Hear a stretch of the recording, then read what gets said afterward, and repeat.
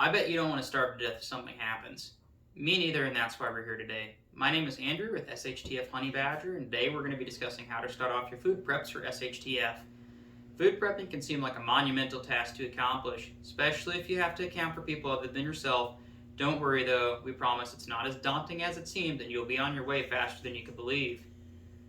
The first thing we want you to do is evaluate what you already normally have on hand for non-perishable food. It can be surprising how much you may already have stocked up without even knowing it, and this is stuff you want to include in working out and reaching your goals. The best way to get a rough idea of how long your current food stocks can last is going to involve some basic math. Take an inventory of what you normally have on hand.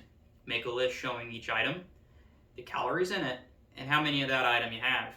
After you have your list, you can add up all the calories from the different items you have on it, and then divide it by 2,000, the minimum amount of calories needed per day for an average adult. And then divide it again by the amount of people you have to feed, and this will give you an approximate idea on what you have. We're going to show you an example of how to do the math we just talked about.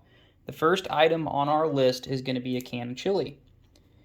With this can of chili, it's going to be worth 560 calories, and we have 10 cans. So we're going to have 5,600 calories in this item. Our next item is going to be rice. And we have 5 pounds of rice. So 1 pound of rice is about 1,600 calories. And then times 5, we're going to have about 8,000 calories in rice. And our third item is going to be canned tuna. And with canned tuna, we're using a 7-ounce can, and that 7-ounce can of tuna has about 180 calories, and we have 7 of them. So when we add up these different canned items we have here, we're going to end up with about 14,860 calories.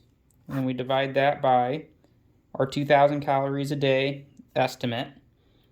We're going to end up with about 7.5 days. So while this might not be the most tasty or delicious meals you're going to have, you know that you have enough food, for example, in your pantry right now to last you about 7.5 days. Now, instead of doing this on paper like I just did, a more convenient way to accomplish this and keep an up-to-date inventory would be using a program such as Excel or Google Sheets, where you can, with the aid of some basic built-in equations, easily keep track of your inventory and how long it's projected to last. Remember, you can always modify the equations based on different calorie needs to give you the most accurate projections possible. Now that we have an idea on how long our current food supply can last, we can talk about how to set up our 4-part system for food storage and upping the amount of food that you currently have on hand to hit the goals you set. Here at SHTF Honey Badger, we recommend setting a goal of having at least 30 days of food on hand, at a minimum. This is going to be an adequate supply to deal with most disasters and SHTF situations, but should still be thought of as a starting goal and not a final target.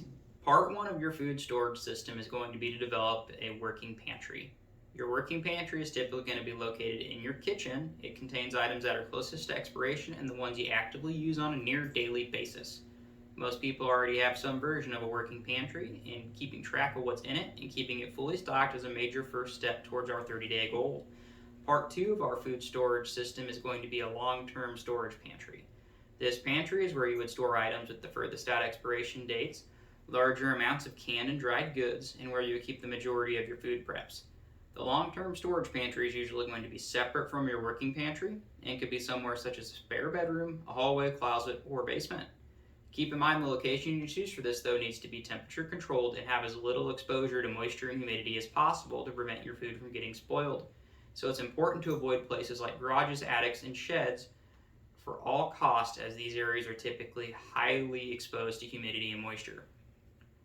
When starting to build out your long-term storage pantry and adding items to it, think of it like a store, because whenever you need to replenish items in your working pantry, it should already be on hand here to restock from.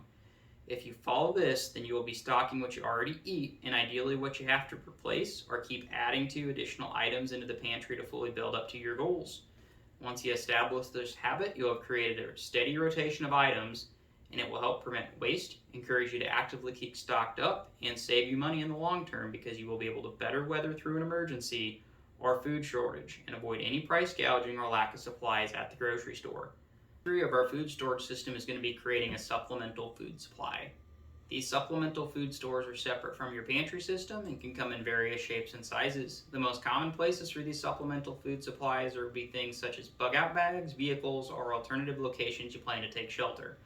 Unlike your pantry system, the items making up these food stores should consist of items such as emergency food bars, freeze-dried food, or MREs. These items usually come at a higher price and may not always be the most pleasant to eat, but will be able to sustain you in a pinch. The items in these stores should have expiration dates set several years out, should be as light as possible in case you have to carry them in your bug-out bag, and take up as little space as possible in a vehicle. Part 4 of our food storage system is going to be creating your own food production capability. While this isn't necessary to hit our initial 30-day goal, it is needed if you're planning out further than that, because no matter how much food you have stockpiled, there will always come a time when it runs out. Having the capability to grow your own food and raise your own livestock is going to be a vital part of that survival in a long-running SHTF situation, and it's going to give you that ability to be partially, or even in some cases, fully self-sufficient on your own harvest. This isn't something you have to jump into with both feet, but starting off with planting a couple of vegetable plants or fruit trees will be a valuable learning experience, and after learning how to care for them can easily be grown into a larger garden with more production capability within a year or two. You can even take this part one step further by learning about food preservation techniques, like canning, to help ensure that none of your harvest goes to wastes. If you follow our system, it's a safe bet that in no time you will be prepared to survive anything thrown your way. Thanks for tuning in today, and if you liked what you heard, hit that like and subscribe button down below.